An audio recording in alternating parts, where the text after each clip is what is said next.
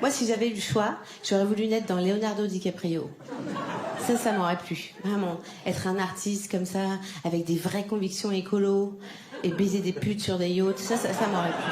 Ça m'aurait beaucoup plu.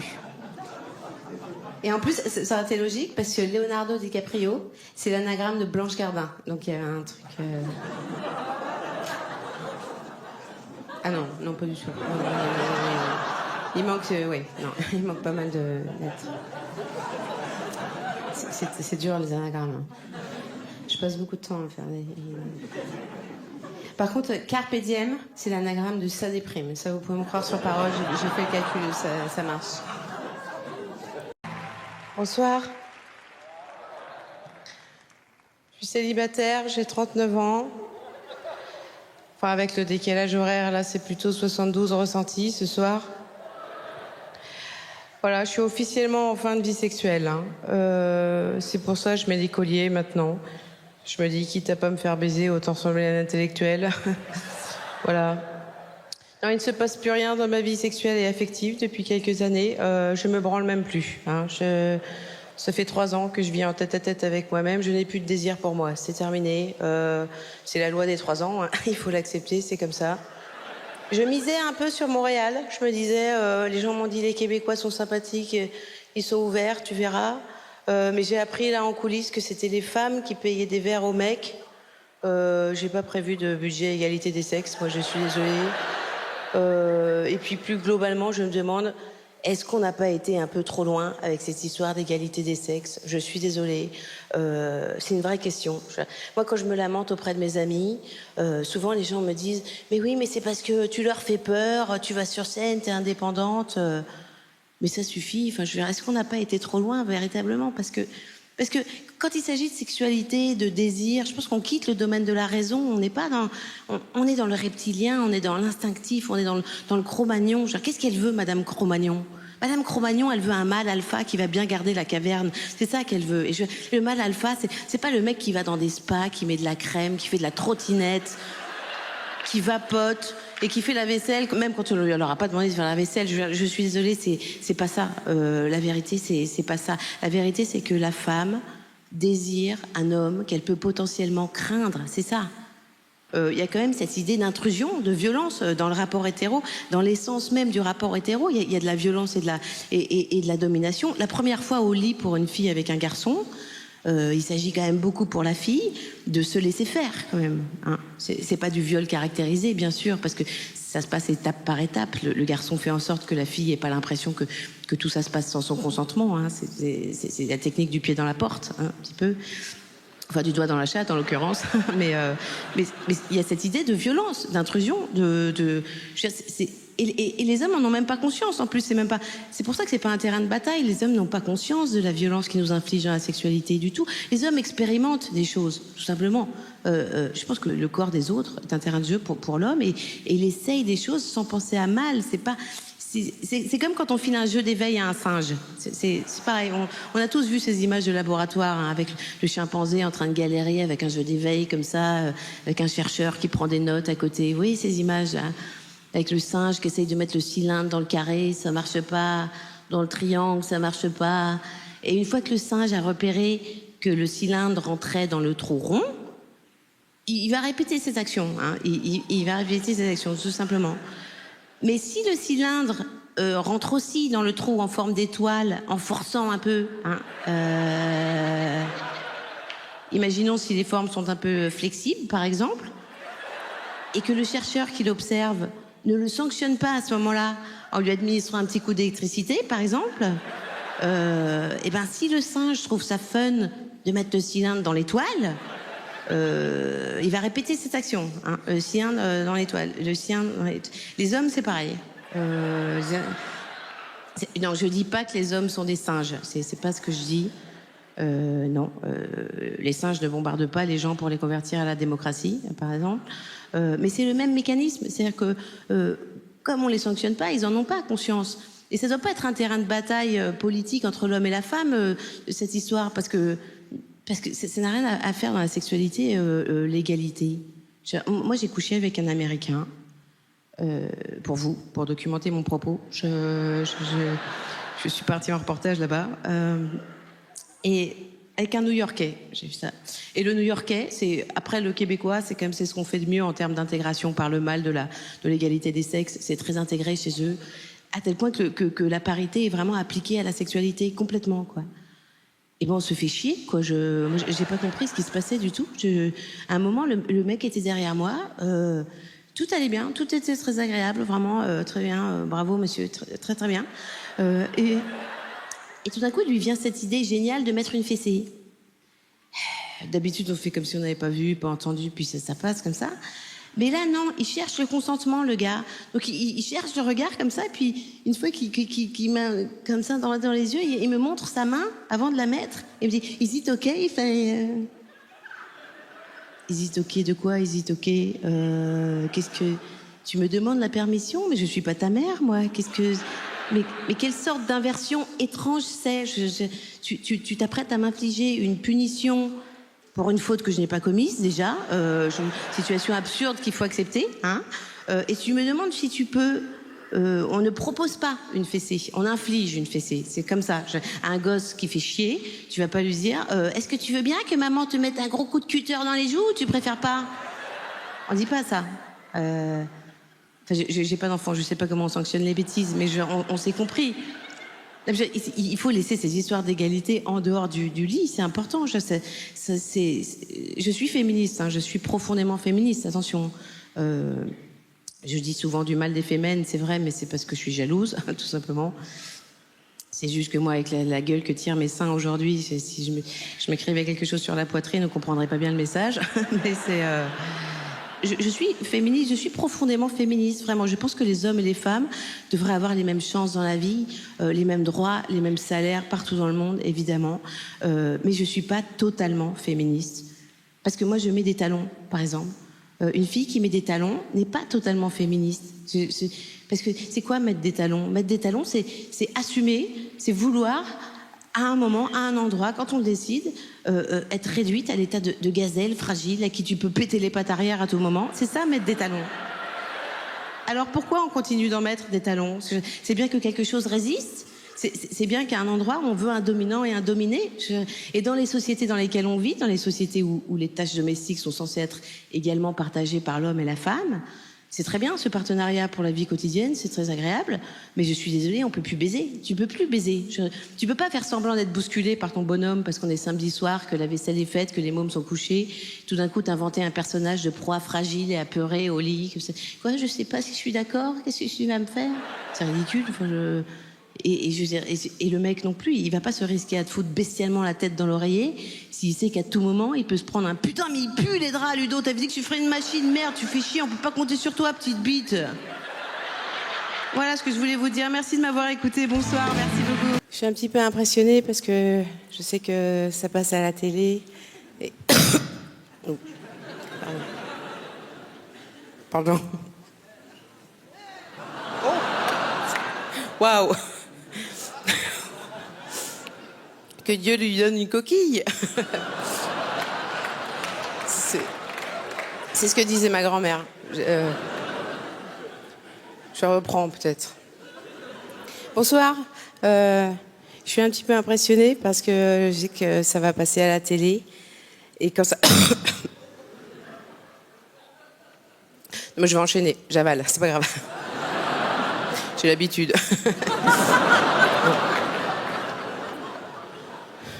Bonsoir. Je suis un peu impressionnée parce que je sais que ça va passer à la télé. Et faut pas dire de conneries, quoi. La télé, c'est... Tout d'un coup, c'est... Ah, ça y est, c'est la télé. Et en même temps, je me dis, si c'est nul, ça va peut-être pas se remarquer à la télé, un truc nul. Alors, jamais t'entendras un mec dire... Vous avez vu hier, il y avait un truc nul à la télé? Non mais attends, j'étais en train de regarder tranquillement une émission passionnante. C'était Cyril Hanouna là qui faisait un truc. Ça donnait vraiment matière à réflexion sur la condition de l'homme moderne. Je veux dire, c'était. Après, j'ai regardé une série de pubs assez géniale. Et tout d'un coup, je zappe et boum, un truc nul. Non, ça ne se remarquera pas si je fais de la merde, je pense. C'est flippant la télé quand même. Moi j'ai pas la télé parce que je sais que c'est de la drogue dure. La télé, tu la regardes, c'est obligatoire. Moi ça me fascine de voir que le succès des émissions de merde tient juste grâce à des gens qui disent non mais moi je regarde mais c'est juste pour voir le niveau de nullité du truc. Non mais vous êtes beaucoup à faire ça là. Non mais moi j'aimerais bien savoir combien ils sont les gens qui regardent la télé avec du recul. Je veux dire parce qu'il y a fort à parier qu'ils sont beaucoup. Mais ce qui est dingue, c'est-à-dire qu'on crée des émissions de merde pour que des gens les regardent tout en se révoltant que de telles merdes existent quand même. Alors je veux bien que la vie n'ait pas de sens, mais là quand même il y a des limites quoi. Tu sais les gens qui disent non mais moi je regarde c'est juste pour voir à quel point c'est de la merde. Mais quoi la merde t'intéresse en fait, t'es merdologue peut-être. Qu'est-ce que quand tu vas au resto tu commandes ce qu'il y a de plus dégueulasse? Qu'est-ce que tu te lèches les babines en regardant le menu en te disant qu'est-ce que je vais chier demain? C'est ça ton truc à toi? Non mais c'est fou cette arnaque qu'on est capable de se faire au cerveau quand même pour regarder la télé. Mais je pense que c'est parce qu'on s'aperçoit pas qu'on devient con. C'est ça le problème. On se voit pas devenir con. Moi je sais j'ai plein d'amis qui sont devenus cons sans s'en apercevoir. Je leur dis t'es devenu con Daniel. Et ils sont là non je crois pas. Si t'es devenu con. Mais on se voit pas devenir con parce qu'en fait le cerveau c'est un organe caché. Il est sous le crâne on le voit pas se modifier. C'est vrai. Non, mais que tu bouffes de la merde tous les jours, tu te vois devenir gros. Hein, tu te vois dans la glace. Mais tu te vois pas devenir con. Tu t'en rends pas compte un jour devant le miroir de ta salle de bain. Putain, mais je suis en train de devenir complètement conne, là. Il faut absolument que j'arrête de regarder la télé, quoi. Non, ça se passe pas comme ça. Mais je veux dire, parce que moi, on me prend pour une nazie, du coup, pour une psychorigide. Je dis, mais non, mais c'est bien quand même, la télé. Moi, ça me vide la tête. Mais depuis quand se vider la tête, c'est une activité positive, quoi. Je veux dire, c'est une question que je pose quand même. Non, c'est flippant, la télé. Et c'est encore plus flippant de passer à la télé parce que c'est vrai que tu te dis, t'es juste une petite crotte de plus dans un océan de merde, quoi. Alors en plus, il y a un thème à la soirée. Je déteste les soirées à thème. Il n'y a rien de pire que faire tapisserie dans une soirée déguisée. Voilà. Le thème, c'est donc humour sans frontières. Qui a choisi ce thème? Probablement pas un humoriste. Hein. Je veux dire, c'est pas un thème. Je veux dire, c'est un programme humanitaire à la limite, mais ça veut rien dire. C'est absurde. Ça n'existe pas. Humour sans frontières. Il y a pas d'humour. L'humour, c'est pas. Il y a pas d'humour universel. L'humour, c'est culturel. On rit pas des mêmes choses dans les mêmes pays. Je veux dire. Humour sans frontières, il y en a pas. Enfin, il y a des frontières dans l'humour au sein de chaque pays, ça c'est sûr. Hein. En France, c'est les Juifs. C'est la frontière à pas dépasser. Par exemple. Aux États-Unis, c'est les Noirs. En Roumanie, c'est les Roumains. On peut pas rire des mêmes choses partout. Hein. Et au sein de chaque pays, il y a des frontières qui sont pas les mêmes dans tous les pays. Par exemple, en France. Les Roumains, c'est pas une frontière du tout. Hein. Non, en France, les Roumains, c'est très marrant. C'est très marrant. Hein. Des mecs sans bras, sans jambes, qui font la Manche en plein hiver avec des bébés, c'est super marrant. Hein. C'est vraiment n'importe quel humoriste, il arrive à placer dans son spectacle. Donnez-moi, il cartonne le mec. Hein. Il cartonne. Non, c'est vrai. En ce moment, parce que c'est les Roumains, en ce moment. Mais il y a une question de temps aussi, rire sur quoi? Parce que ça, c'est la loi des derniers arrivés sur le territoire.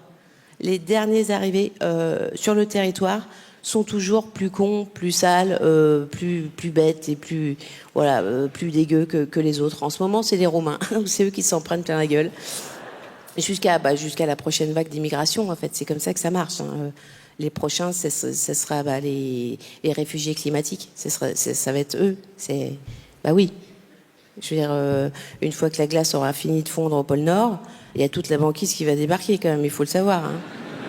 Non, mais ça va arriver vite. Là, pour l'instant, on fait semblant de s'émouvoir parce qu'il y a 2 ou 3 ours polaires qui se noient, mais parce qu'on veut pas voir qu'il y a des villages entiers d'Esquimaux qui survivent en dos crawlé depuis 10 ans. Mais je veux dire, on a tort parce qu'ils vont arriver, ils vont être vénères, les mecs, vraiment. Et évidemment, ils vont demander le statut de réfugié parce que c'est sûr que a priori, les Esquimaux vont pas rentrer dans le cadre de l'immigration choisie. Hein. On va leur demander alors, qu'est-ce que vous pourriez nous apporter? Qu'est-ce que vous savez faire? Des maisons en glaçons? Ça dégage, hein. On va les mettre dans des camps, et puis voilà. Hein. Médecins du Monde va leur filer des tentes igloos, ça leur rappellera le pays. Non, mais heureusement qu'il y a les tentes igloos, hein, pour les clochards, c'est une belle initiative. Non, c'est pratique quand même. Hein, je veux dire, le SDF, il meurt dans sa tente, les éboueurs, ils passent, ils ont plus qu'à ramasser le sac poubelle. Non, c'est pratique. Et donc, une fois que les Esquimaux seront là, on pourra plus en mettre plein la gueule des Roumains. Hein. C'est ça, ça sera terminé, parce qu'il y aura un glissement de catégorie justement par cette loi du dernier arrivé. C'est-à-dire que les Roumains vont gagner le statut de Chinois, hein, eux. Les Chinois, eux aussi, vont grimper dans l'échelle sociale. Hein. Les Chinois vont devenir des Arabes. Les Arabes, oui, alors petite exception française, les Arabes resteront des Arabes encore sur 2 ou 3 générations, le temps qui se calme vraiment. Hein. Et les Français, resteront des Belges et s'en donneront à cœur joie donc sur les Esquimaux. Hein. C'est comme ça. Qui seront dégoûtés d'ailleurs qu'on les appelle des Esquimaux. Hein. Bien sûr, les mecs ils vont dire mais arrêtez, on n'est pas des Esquimaux, on est des Inuits.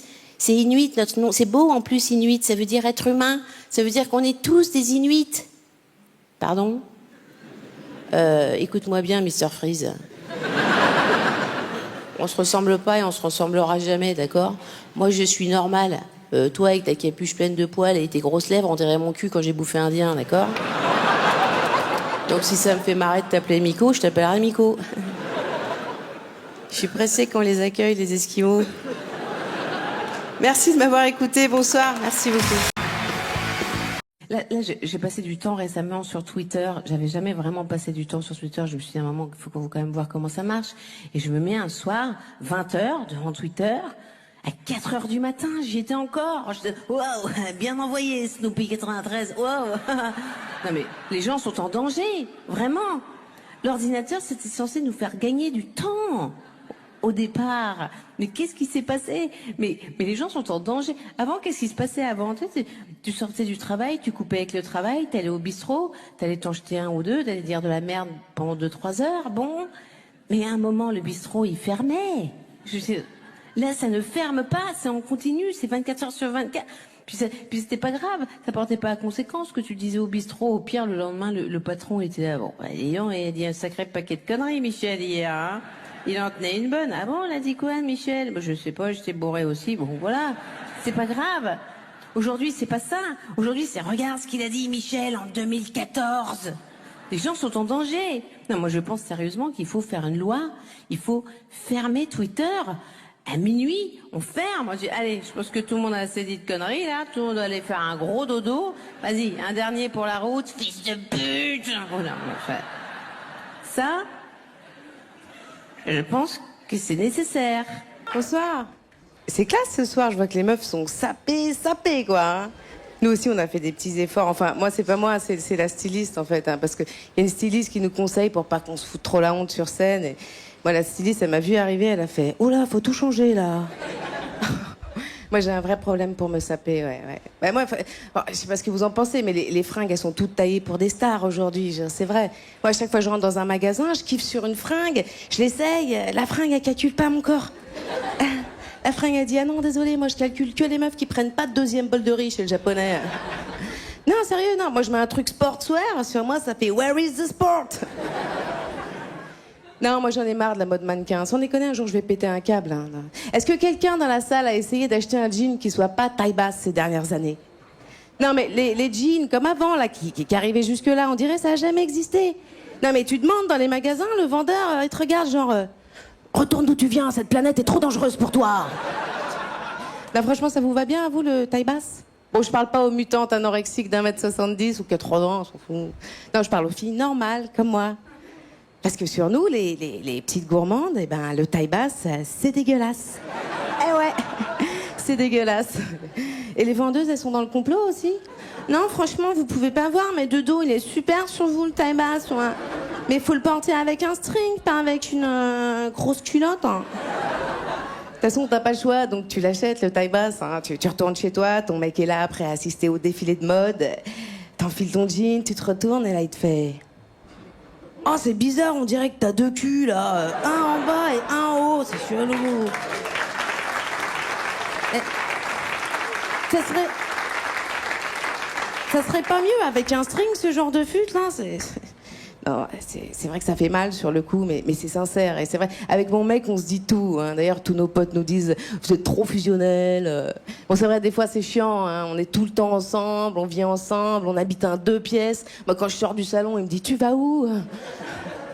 Alors, la question préférée des couples fusionnels, je sais pas si vous la connaissez, c'est « À quoi tu penses ?»« Mais à la même chose que toi. » Alors, pourquoi tu lèves pas ton gros cul pour aller le faire, ce putain de café ? Et alors, attendez. Et alors, de l'autre côté, il y a les couples super indépendants, plutôt ambiance. Mais on devait pas aller chez tes parents dimanche dernier. Mais Jack, mes parents sont morts il y a 2 ans. Mais je ne m'appelle pas Jack. Mais qui es-tu? Sors de chez moi, vilain démon. Non, mais cette histoire de fusionnel, en vérité, c'est un truc de filles, c'est vrai. Enfin, c'est les filles qui voudraient fusionner avec leurs mecs, hein. Les mecs, eux, la plupart du temps, soit ils fusionnent tout seuls, dans ces cas-là, c'est une maladie qu'il faut soigner, hein. Soit ils fusionnent avec leurs potes, hein. Et c'est vrai que ça nous fait mal à nous, les filles. Je veux dire, c'est vrai que c'est toujours dur quand ton mec s'apprête à sortir, à faire une soirée entre potes, et toi tu restes à la maison. C'est toujours la minute boulet pour la meuf sur le pas de la porte, hein, tu vois. Toi t'es là, t'es habillé normal, pourtant à ce moment-là, il y a des charentaises qui te poussent, une vieille robe de chambre pourrie. Et lui, il est là, surexcité, avec le pot de gel entier sur la tête. Bon, bah j'y vais, mon petit bout de gras. Hein, j'essaye de pas rentrer trop tôt. Hein, j'ai mes clés, j'ai ma liberté, j'ai rien oublié. Si, il y a ton cerveau sur la table du salon, là. Mais non, mais tu sais que j'en ai pas besoin quand je suis avec mes potes. Ah, alors là, tu refermes la porte, tu vois, et puis il y a la rage qui commence à monter petit à petit. Mais il y a ta raison qui commence à te parler aussi, qui te dit « Non, faut le laisser vivre pleinement ces moments. C'est super important pour lui. C'est son jardin secret. » Son jardin secret. C'est pas une arnaque, cette histoire de jardin secret, sans déconner. Non, mais il y a des mecs, c'est pas un jardin qu'ils ont, c'est une exploitation agricole, mon frère. Mon frère. Faut que j'arrête de traîner avec eux. Non mais sérieux, ils cultivent quoi à l'intérieur exactement? J'aimerais bien savoir, j'aimerais bien qu'ils me fassent visiter un jour. Tu veux vraiment savoir ce qu'il y a dans mon jardin secret? Bon, ok, mais promis, on s'engueule pas. Hein. Vas-y, rentre. Bon, bah là, c'est la rangée des culs, là. Là, il y a les touffes de printemps. Là, c'est ta sœur, mais on a dit qu'on s'engueulait pas. Et là, tu l'as vu, la Jennifer Lopez, là? Elle est bien, là, ouais. Ah, je vais lui casser le pot, demain, je vais la mettre en terre, elle sera mieux. Ah, ouais.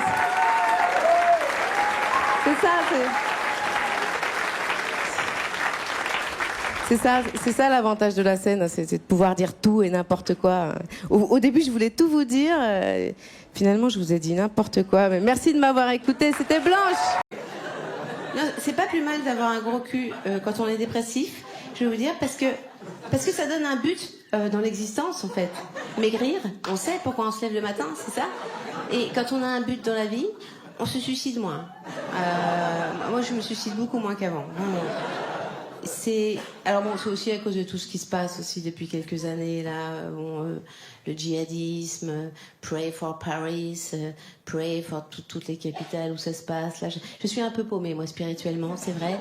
Et du coup, je me dis, le suicide, c'est risqué peut-être un peu. Hein. C'est vrai, c'est une belle idée en soi le suicide. Attention, hein, c'est une très belle invention. Quand t'es au bout de ta vie, que tu te dis bon, bah, visiblement l'existence c'est quelque chose qui n'a pas été fait pour moi. Tu te dis bon, au pire si ça tourne mal, j'ai l'option suicide, je peux le faire. Hein. C'est une idée qui est très réconfortante en fait.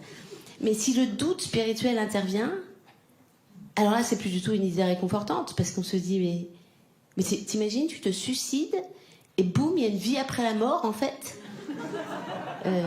Encore cette merde. Non, c'était pas le projet en fait. Hein. En fait, t'as intérêt d'aimer la vie si tu te suicides en fait, parce que c'est peut-être pour toujours que tu te la cognes après.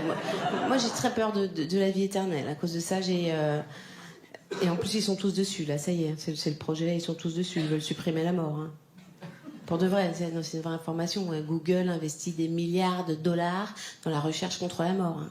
Mark Zuckerberg, notre père à tous, investit une grande partie de sa fortune dans la recherche pour la vie éternelle. C'est fascinant quand même. Hein.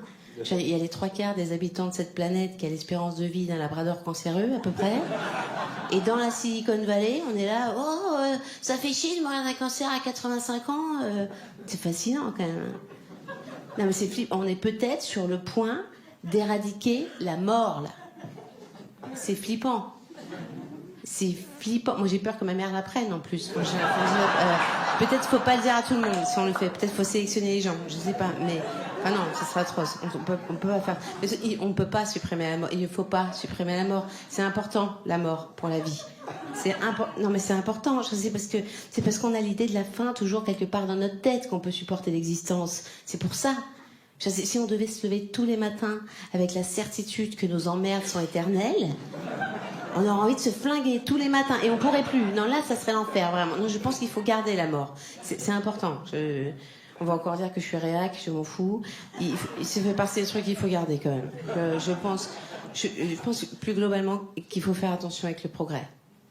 Vraiment. Non, oui, je dis cette phrase. Je le pense.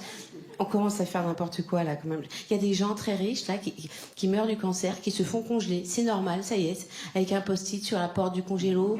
Foutez-moi 2 minutes au micro-ondes quand on sera moins con. Les gens commencent à faire ça là. Ribéry a acheté un caisson de cryogénisation. Tout le monde voit ce que c'est? Ribéry, tout le monde voit ce que c'est? Et ben le mec pense que ça serait bien qu'il fasse partie de la team du futur. Non, il faut faire attention là. Vraiment, il faut garder son sang-froid, je pense un petit peu. Vraiment. Je ne juge pas le fait d'avoir envie de vivre à une autre époque que celle-ci, qui n'est pas très riante, hein, j'en conviens. Moi-même, j'aurais voulu être née dans une autre époque, hein, bien sûr. C'est pas le... Et dans une autre personne aussi, d'ailleurs. Mais je parle pas de ma mère là cette fois. Je parle de moi, non, la pauvre. Je vais défoncer la chatte et après je vais gâcher sa vie. Non, je parle de moi. J'aurais voulu naître dans une autre personne que moi, c'est ça. Moi, si j'avais eu le choix, j'aurais voulu naître dans Leonardo DiCaprio. Ça m'aurait plu, vraiment. Être un artiste comme ça, avec des vraies convictions écolo, et baiser des putes sur des yachts, ça m'aurait plu. Ça m'aurait beaucoup plu. Et en plus, ça aurait été logique, parce que Leonardo DiCaprio, c'est l'anagramme de Blanche Gardin. Donc il y avait un truc... Ah non, pas du tout. Il manque... il manque pas mal de lettres. C'est dur, les anagrammes. Je passe beaucoup de temps à faire des... Par contre, Carpe Diem, c'est l'anagramme de ça déprime. Ça, vous pouvez me croire sur parole, j'ai fait le calcul, ça marche. Carpe Diem. C'est la mode. Hein. Carpe Diem, il faut profiter. C'est pas très bon signe. C'est parce que... Moi, j'ai essayé de profiter du moment présent, de cueillir dès aujourd'hui les roses de la vie, tout ça. Mais quand il se passe rien, c'est compliqué. En fait. Moi, il ne se passe plus rien dans ma vie. Ma vie privée est un désert événementiel. Vraiment, il ne se passe plus... Moi, j'ai 40 ans, je suis célibataire depuis 4 ans maintenant. Il ne se passe plus rien dans ma vie. Mais les années passent, il ne se passe plus rien de nouveau. Il n'y a plus jamais... Si je mets des colliers, ça c'est nouveau. Voilà, ça c'est la nouveauté, 2017. Je mets des colliers. C'est... Oui, je mets des colliers. Je me dis, quitte à pas me faire baiser, autant ressembler à une femme de lettres. Voilà. Au moins, tu ressembles à quelque chose. Pas à quelque chose de génial, mais à quelque chose d'identifiable pour les gens, quoi. Les gens se disent, tiens, une femme de lettres. Bon, je me dis, ça c'est bien. J'existe. Je suis à 2 doigts des lunettes avec les chaînettes, là. Je sens que ça va m'arriver. Mais c'est pas grave en même temps, parce que je trouve ça touchant comme objet. Non, les lunettes avec la chaînette, c'est vrai, c'est touchant cet objet. C'est quand même un signe extérieur de solitude extrême, cet objet. Enfin, je veux dire, les lunettes avec la chaînette, c'est pour moi... Enfin, c'est surtout un signe de niveau de gestion de la solitude qui m'intéresse beaucoup. J'en ai quand même affaire à une nana qui vit seule, qui est complètement bigleuse, hein, qui a égaré ses lunettes un jour dans son appartement, comme ça, qui a vécu 3 jours en panique totale, essayer de chercher la sortie, qui n'a pas trouvé, qui s'est dit je vais crever là, on va me retrouver par l'odeur, quoi. Les pompiers vont me ramasser à la pelle dans 3 semaines, c'est ça qui va se passer. Elle est là, elle a probablement fini les 4 fers en l'air dans son couloir à gémir. C'est fini, elle est comme ça. Dans un ultime instinct de survie, elle cherche à tâtons sous la commode la gamelle du chat pour se nourrir. Et une dernière fois, comme ça, elle retombe miraculeusement sur ses lunettes. Et elle se dit qu'à cela ne tienne, je me les arrime au corps, ces lunettes. Je veux vivre. C'est ça qu'elle se dit. Le premier objet devait être un peu fou, ça devait être fabriqué avec de la ficelle à gigot, du gros scotch marron, il y avait un truc un peu... Il y a une rage de vivre chez ces nanas qui m'intéresse beaucoup, moi. C'est vrai. Ça se voit pas tout de suite, à première vue, je suis d'accord, parce que souvent c'est des nanas qui travaillent dans l'édition, qui portent des chandails marrons, mais il y a une rage de vivre souterraine qui m'intéresse beaucoup, moi. Je trouve que c'est un message d'espoir, ces femmes, pour nous, les femmes de 40 ans. C'est vrai. Merci, quel accueil. Merci, c'est vrai, voilà, Zabou a raison et je ne vais pas le cacher. J'ai souhaité venir remettre le Molière de la catégorie dans laquelle j'ai été nommée, parce qu'en fait, je voulais faire un petit rectificatif. Et je voulais le faire devant la plus grande audience possible. Parce que voilà, l'année dernière, à la même période, je suis venue remettre un Molière. Et j'ai parlé de ces metteurs en scène qui touchent un peu les actrices. Et en fait, voilà, je ne pensais pas que ça allait initier un mouvement d'une telle ampleur. Et je suis un peu responsable et je sais que les gens ont pensé que je parlais de Polanski. Du coup, il s'est fait virer des Oscars. Donc, voilà, je sens que j'ai une influence qui grandit de plus en plus maintenant. Donc, je voudrais faire attention. En plus, après, il y a eu les Césars, où là, il y a eu une jeune actrice qui s'est fait malmener sur les réseaux sociaux parce qu'elle a été filmée en train de ne pas rigoler à une de mes blagues. Ça va trop loin. Ça va trop loin.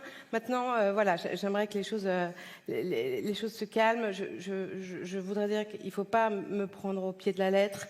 Je dis beaucoup de conneries. Hein. Je dis beaucoup de conneries. Je pense qu'on peut dire, même, vous pouvez considérer que je dis principalement de la merde, en général. Voilà. Hein, donc...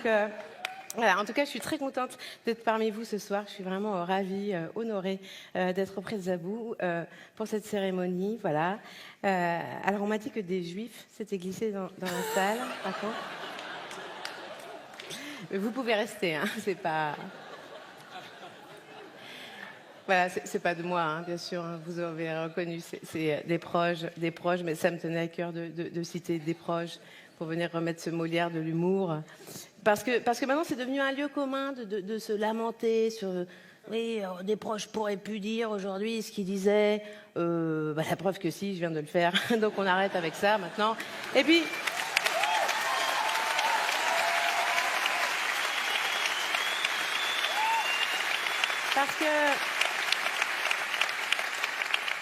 Parce que ça fait 30 ans qu'il nous a quittés maintenant, hein, voilà. Donc bon, le monde a changé, on est en 2018, les choses vont très très vite maintenant. Alors je propose d'actualiser cette lamentation, si les gens veulent vraiment se lamenter. Est-ce qu'on pourrait pas plutôt dire, est-ce que Tex pourrait dire ce qu'il disait il y a 3 mois? Non. Non, il pourrait pas.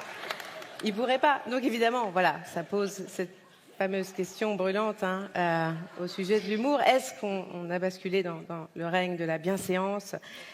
Alors si on regarde la liste des nommés pour ce Molière de l'humour, on serait tenté de dire oui. Hein.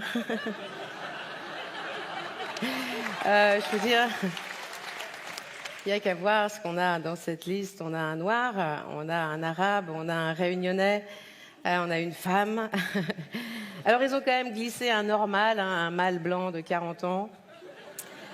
Autant te dire que tu vas rester assis ce soir, Jérôme.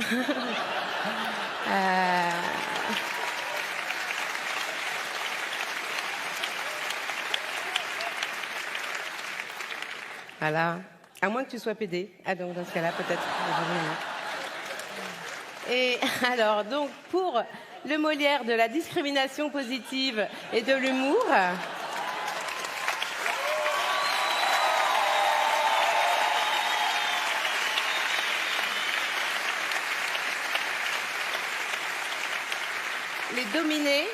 Les nominés sont Jérôme Commandeur dans Tout en douceur de Jérôme Commandeur, Kevin Knepper, mise en scène de Jérôme Commandeur et Xavier Mingon. Bravo. Dans Maintenant Jamel de Jamel Debbouze, mise en scène Mohamed Hamidi.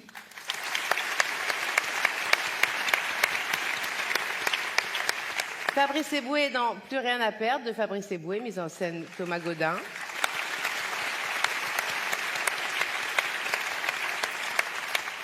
Manuel Payet dans Emmanuel de Manuel Payet, mise en scène Benjamin Gage.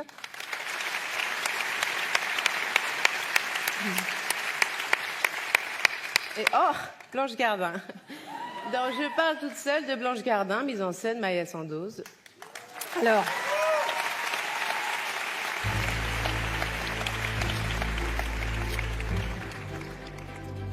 Et le Molière est attribué... Attends, je le savais, c'est moi. Voilà. Un Molière historique, il y a plus d'un titre. D'abord, c'est le premier Molière de l'humour distribué à une femme, attribué à une femme. Et puis surtout, je crois à ma connaissance que c'est la première fois qu'un lauréat se remet à lui-même son propre Molière.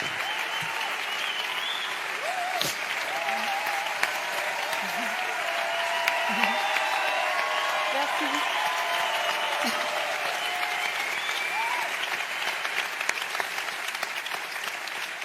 Non mais voilà, je le savais, c'était sûr. C'est aussi pour ça que je voulais le remettre, parce que je voulais pas déranger toute une rangée en me retenant de pleurer comme ça. Donc oui, bien sûr, c'était sûr, hein, ça je le savais. Hein, ça c'était. Bon, attendez, je suis la seule femme nommée l'année de l'affaire Weinstein. Mais ça c'est tout moi, ça c'est l'histoire de ma vie. Quoi. Le jour où j'ai un prix, il a aucune valeur. Quoi. C'est vraiment c'est dommage. C'est vrai. C'est bien.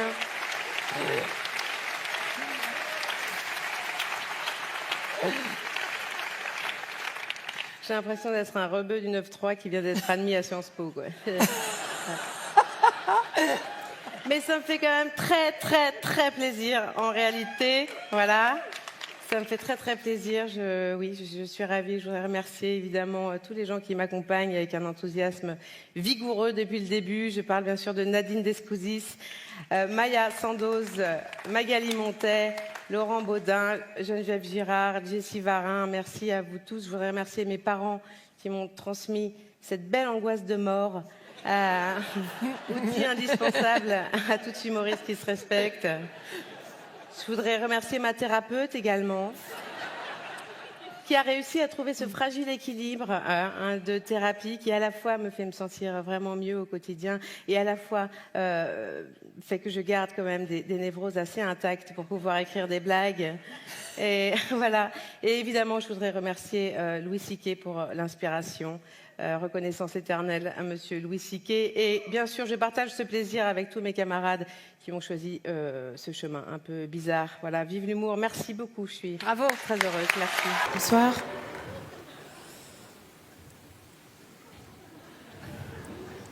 Vous êtes venus vous divertir. C'est bien, c'est une bonne idée. C'est important hein, de rigoler. Là, en ce moment, surtout, c'est... Plus moi là j'ai lu récemment qu'une bonne rigolade ça vaut un gros steak. C'est pour ça que les végétariens font toujours la gueule d'ailleurs. Je sais pas pourquoi on nous balance ce genre d'infos d'ailleurs. Ou alors faut en faire quelque chose de l'info. Je veux dire envoyer des clowns en Afrique ou alors faire une appli iPhone. On pourrait avoir une appli iPhone, envoie ton rire en Afrique. Et puis quand on a envie de rigoler dans une soirée, on appuie sur un bouton et ha ha ha, et puis le rire part en Afrique comme ça directement. Puis c'est retransmis à Bamako par des gros haut-parleurs comme ça. Et puis le petit Africain, il entend le rire, hop, ça lui fait son steak. Et puis comme le rire est communicatif, du coup il rigole aussi, ça chasse le mouche et puis tout le monde est content. Enfin on peut faire des choses, je veux dire. Moi non plus, je suis pas très en forme en ce moment. Hein. Pas du tout même. En fait, je sors tout juste d'une relation avec un pervers narcissique. Enfin, c'est ça qu'on dit maintenant les filles quand on s'est fait larguer. Hein. Voilà, et puis j'ai eu 37 ans il y a pas longtemps, donc c'est dur. Hein. Là, je rentre vraiment dans cette catégorie flippante de nana célibataire, toujours pas d'enfant, des ovaires qui doivent ressembler à François Hollande maintenant. Hein. Bon, une de plus ou une de moins ce soir sur lui, hein, c'est pas... Tic-tac, tic-tac. Donc voilà, c'est un petit peu... c'est un peu dur. Toutes mes copines ont 2, voire 3 gamins maintenant. Hein. Ça y est, les jeux sont faits. Bon, enfin, il y a quand même un point positif, hein, c'est que moi, contrairement à mes copines, j'ai pas en permanence un monstre qui bave entre les pattes, là. Je parle pas de leurs gamins. Hein. Ah oui. Et puis je fais pas pipi dans ma culotte quand je rigole un peu fort, voilà. Hein. À part ces 2 trucs vraiment super, ma vie c'est de la merde. Hein. Vraiment. Je lis beaucoup en ce moment, du coup, hein, quand je m'emmerde, je lis. Je suis tombée dans les écrivains féministes, Simone de Beauvoir, tout ça, je connaissais pas. Ça console beaucoup hein, de lire des écrivains féministes, de voir qu'il y a des femmes qui ont eu des vies riches, hein, sans pour autant avoir ni de mari, ni d'enfants. Et d'ailleurs, c'est marrant parce qu'à cette occasion, je me suis rendu compte que mes croyances étaient très fragiles, en fait, que j'étais très influençable, parce que avant, j'aimais pas du tout le féminisme, ça m'énervait même un petit peu. Et j'ai lu 2 bouquins et maintenant, je suis à fond. C'est pour ça que je me dis qu'il faut peut-être pas que je lise Mein Kampf, moi. Voilà, non, sinon la vie est assez triste. Enfin, c'est triste, hein, globalement, de revenir sur le marché de la séduction à 37 balais. Hein. Il n'y a plus trop de romantisme, hein, c'est terminé. On cherche plus l'âme sœur. Hein. Ouais. On cherche l'âme seule, s'il en reste. Et puis on voit le vice des mecs à l'œuvre. En plus, on voit les traquenards quand on a un peu vécu. Là, l'autre jour, je buvais un verre avec un mec et il s'était rien passé entre nous, mais bon, il y avait une petite tension quand même. Et du coup, bon, lui, il jouait à Monsieur Parfait, ce qui peut ne pas être désagréable quand c'est fait avec finesse. Hein. Sauf que là, le mec me dit, moi, le truc que je préfère faire dans la vie, c'est faire des massages. Ouais, je pourrais faire ça toute la journée, moi. Moi, tu me files des bougies, des huiles essentielles, une musique douce, c'est l'autoroute du kiff. Hein. Je masse. Mais toi, tu aimes bien qu'on te masse ou pas du tout, toi? Bah non, bien sûr, hein, comme 99% des nanas, j'ai horreur qu'on me masse. Par contre, j'adore qu'on me prenne pour une conne, donc tu viens de marquer un point. Non, mais comme si je savais pas qu'une fois qu'on aurait baisé, le massage allait devenir une monnaie d'échange entre nous. Hein, c'est ça, les hommes adorent faire des massages la première semaine. J'ai l'impression qu'on est comme un tube de pommade, hein, avec la posologie sur le dos, massé jusqu'à pénétration. Après, c'est bon. Hein,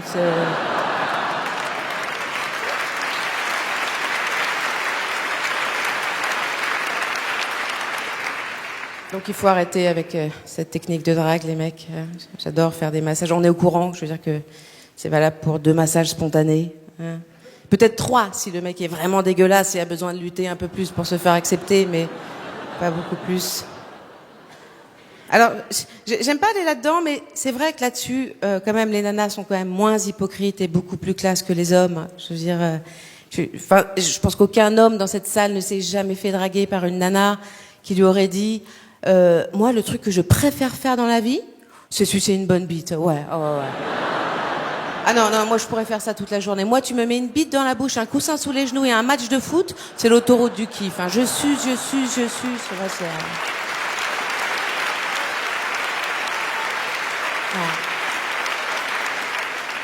mais toi, tu aimes bien qu'on te suce ou pas du tout, toi?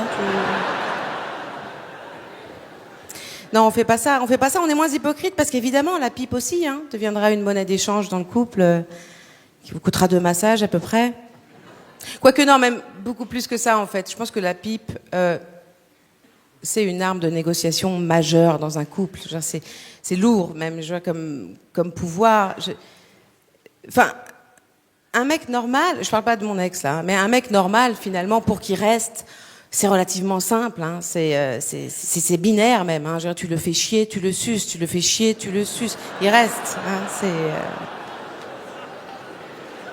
Non, mais même si tu le fais chier, tu le suces, il reste. C'est magique. Hein. Ça,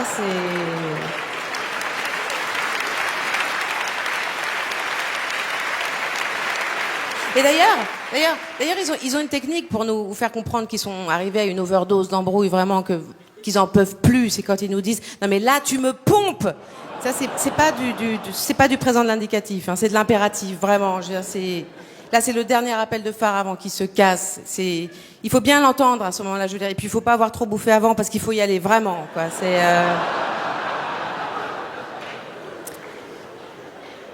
Alors, puisqu'on parle de fellation, je voulais essayer de mettre au point quelque chose. Est-ce qu'il serait possible d'arrêter de nous mettre la main sur la tête et de la pousser comme ça pour nous indiquer le sens de la marche du truc? Parce que c'est assez humiliant en fait, parce qu'on sait dans quel sens il faut aller. Non mais c'est simple a priori, il y a un cylindre, il y a un trou rond, même un singe trisomique de 4 ans il le sait dans quel sens il faut aller. C'est humiliant, vraiment. D'où ça vient? Je veux dire, personne ne vous a jamais sucé comme ça. À part Gilbert Montagnier ou Ray Charles, mais c'est assez rare quand même de...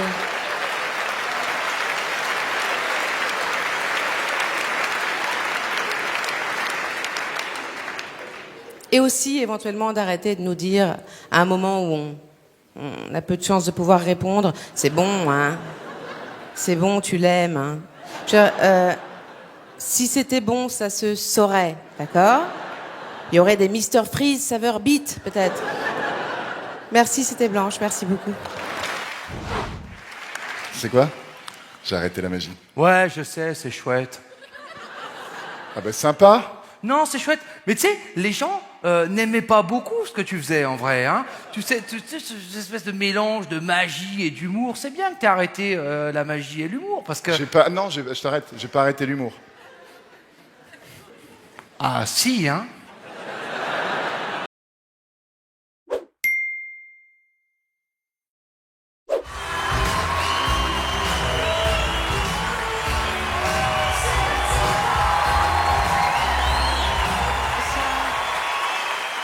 Bonsoir, non. Merci, mais non. Non, parce qu'en fait, je vais arrêter le métier. Si, non, vous savez pas de quoi vous parlez. Vous avez des métiers normaux, vous êtes banquier ou je sais pas. Non, moi j'arrête le métier parce que c'est trop difficile maintenant. Parce que maintenant, les gens qui montent sur scène, ils ont tous un truc à défendre. Une identité, une cause, quelque chose. Et moi, j'ai rien. J'ai pas de spécificité. Moi, je suis pas homo, je suis pas trans, je suis pas végane, je suis pas polyamoureuse, je suis pas obèse, je suis pas noire, je suis même pas juive, je suis rien.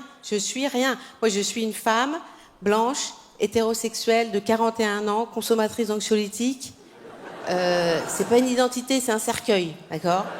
Donc non, c'est vraiment, c'est très compliqué. Et encore, je dis, je suis une femme, même pas tout le temps. On n'est pas une femme tout le temps, d'ailleurs, quand on est une femme, c'est vrai. Moi, le matin, quand je prends mon café, je suis pas une femme, par exemple. Je suis pas une femme jusqu'à 11h45, à peu près, je suis pas une femme.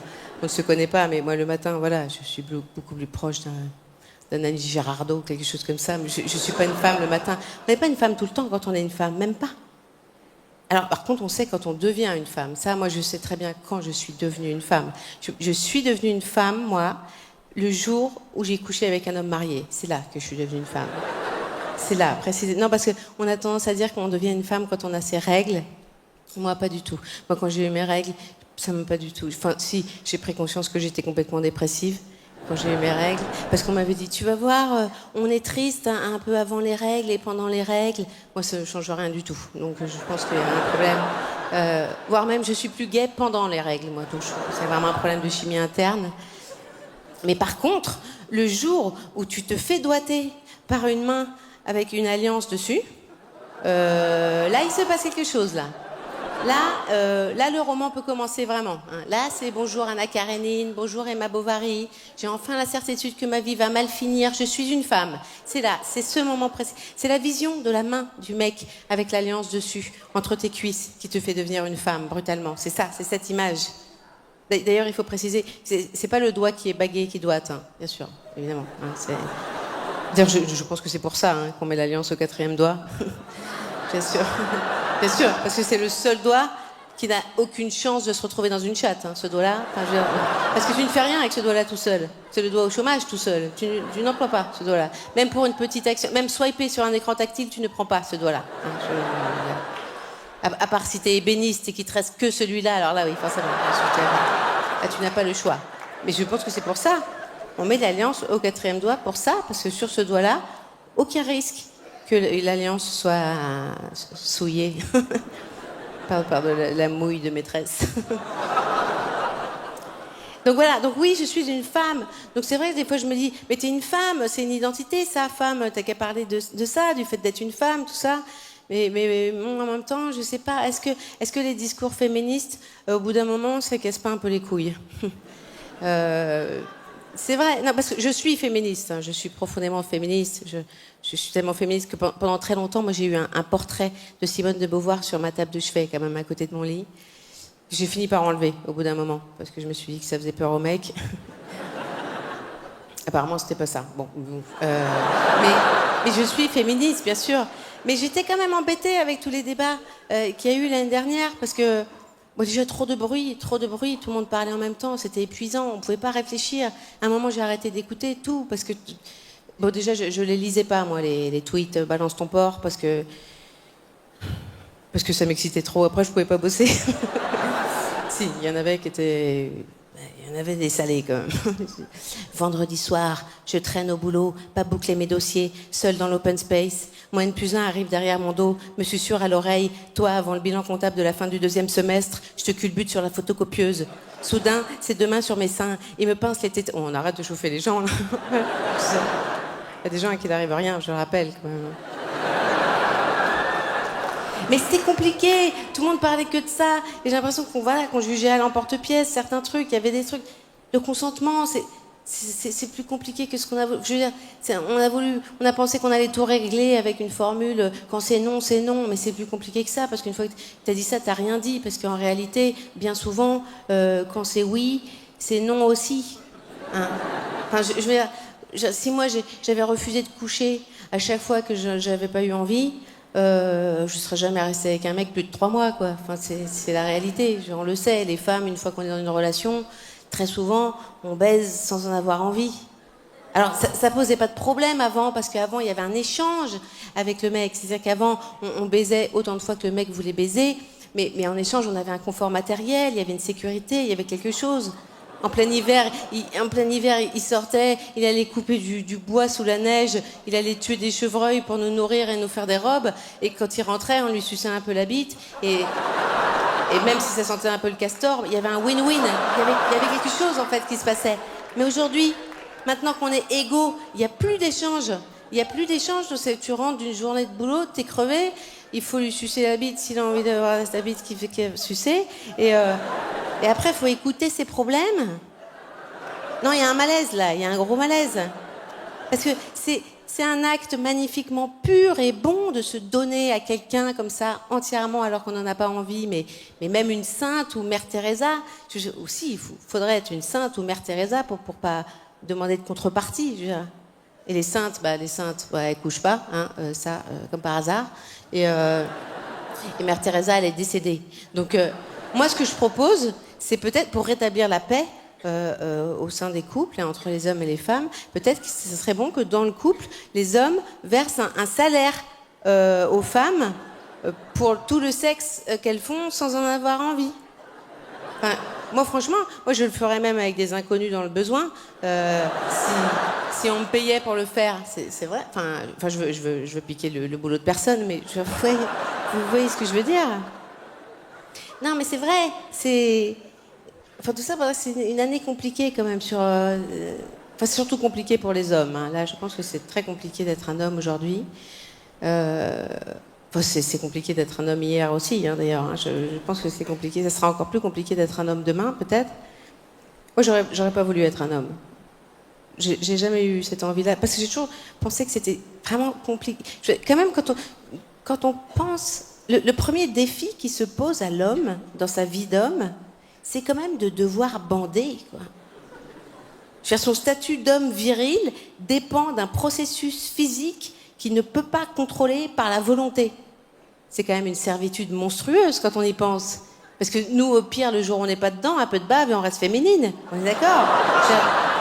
L'homme, lui, il doit bander. Et l'origine de la virilité, elle est là, d'ailleurs. Tu dois gouverner ta propre teub. Mais quel défi monstrueux! Tu m'étonnes qu'une fois qu'ils y sont arrivés, ils pensent qu'il faut qu'ils gouvernent le reste du monde. Les mecs, ça doit rendre mégalo une fois que t'as réussi à faire ça. Mais c'est l'enfer de devoir bander. La parano que ça doit créer. Mais moi, je n'ose même pas imaginer. Moi, je me suiciderais. Je supporterais pas, je pense. La parano. Alors, oh, bon, parano injustifié en plus en réalité, et je tiens à rassurer les hommes qui ne le seraient pas ce soir, parce qu'en réalité, non, aucune femme ne va humilier un mec qui bande pas au lit, ça n'existe pas. Le mec qui dit bah, excuse-moi chérie, je bande mou, désolé. Eh ben débrouille-toi, prends un chausse-pied, mais fous-la moi dedans. Non, ça ne vous arrivera pas. Vous pouvez être tranquille là-dessus, ça ne vous arrivera pas. Mais quand même, on comprend la difficulté. Moi, vraiment, de ce point de vue-là, je pense que c'est plus simple d'être une femme. Surtout que c'est même pas fini une fois qu'on bande, en fait. C'est que le début. Parce que la virilité exige la bandaison suivie de la pénétration. C'est tout le voyage qui rend viril. C'est tout le truc. C'est pour ça que, dans un contexte de séduction, les hommes sont dans cette urgence de conclure au lit. C'est là que ça doit se terminer, parce que c'est là que le miracle viril s'accomplit vraiment. Alors que nous, les femmes, dans la séduction, on n'a pas besoin d'aller jusqu'à la baise, techniquement, pour être rassurée narcissiquement en tant que femme. Nous, non. Nous, dans la séduction, on a juste besoin d'aller jusqu'à ce point où on voit dans les yeux du mec qu'on pourrait briser sa vie. C'est ça qu'on veut voir. Qu'on pourrait le transformer en lavette. C'est ça qu'on veut voir. On veut voir cet éclat dans l'œil qui s'éteint. On veut voir ça. On veut voir qu'on pourrait lui chier dans le cœur tous les matins sans qu'il se rebelle. C'est ça qu'on veut voir. Mais on n'a pas besoin de baiser. On n'est pas des sauvages. Je veux dire, c'est ça. Donc oui, on est différents. Mais je pense que c'est dur pour un garçon, cette histoire de bandaison. Surtout qu'en plus, il a tout ça à faire pour en plus assurer la partition qui est même pas la plus riante du sexe. Parce qu'on le sait, tout le monde le sait, que ce qu'il y a de plus fun dans le sexe, c'est d'être pénétré, c'est pas de pénétrer. Enfin, je veux dire, même les mecs hétéros le savent dans la salle. Je veux dire, je sais que vous en parlez pas beaucoup entre vous. Mais nous, on sait comment ça se passe. On sait, bien sûr, au début de la relation, quand on approche comme ça, un petit doigt de vos fesses, vous faites « Bah non, qu'est-ce que tu fais? T'es malade ou quoi ?» Puis quelques semaines après, c'est « Bon, d'accord, mais juste une noisette, hein. » Et que quelques mois après, c'est vous qui suppliez « Eh, tu peux refaire le... » C'est pas pour vous mettre mal à l'aise, c'était pour vous défendre. Voilà, merci de m'avoir écouté, c'est tout ce que je voulais vous dire. Merci, bonsoir.